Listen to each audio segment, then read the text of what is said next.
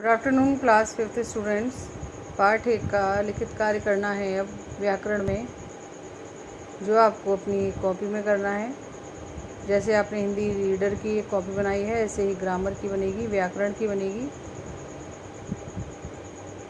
और उसका पाठ का नाम लिखेंगे भाषा और व्याकरण। इसके बाद आपको जो कार्य करना है वो है सही का निशान लगाइए। क है बातचीत करना भाषा का कौन सा रूप है। आंसर लिखना है आपको मौखिक। ख है किसी भाषा का साहित्य किसके द्वारा सुरक्षित रहता है। आंसर लिखना है आपको लिपिक। सही का निशान लगाना है लिपिक के आगे। ग इनमें से कौन सा भाषा का कौशल है। उत्तर लिखना है आपको देखना नहीं होता है, सुना नहीं होता है, आपको लिखना है सुनना। घ सूरसागर किस भाषा का काव्य है। उत्तर लिखना है अवधि।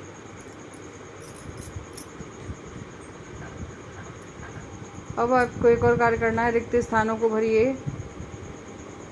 क है विचारों के आदान प्रदान का साधन डैश में भरना है भाषा है। ख भाषा को लिखने का चिन्ह लिपि कहलाता है। ग आंध्र प्रदेश की भाषा तेलुगु है। घ पंजाबी भाषा को गुरुमुखी लिपि में लिखते हैं। गुरुमुखी में तीनों पर जो मात्रा लगी हुई है वो छोटे ऊ की लगी हुई है।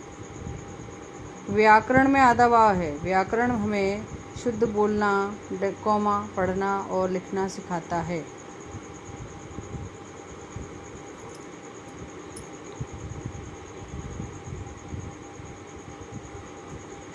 इसके बाद है एक और कार्य जिसका नाम है, जिसके लिए आपको हेडिंग लिखनी है वाक्यों के सामने सही या गलत का निशान लगाइए। क है बोली का क्षेत्र विस्तृत होता है। बोली का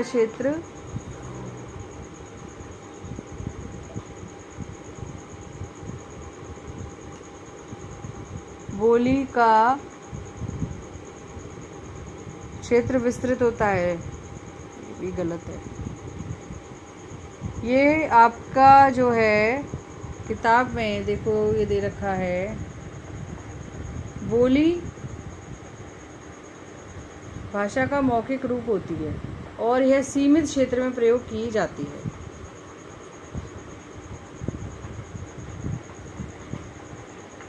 बोली का जो क्षेत्र है वो विस्तृत नहीं होता है, सीमित होता है।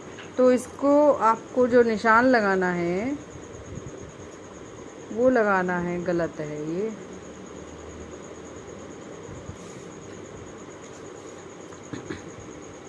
व्याकरण दूसरा है, व्याकरण सीखकर हम भाषा को शुद्ध कर सकते हैं।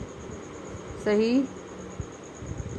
ग सभी भाषाओं की लिपि समान होती है। गलत।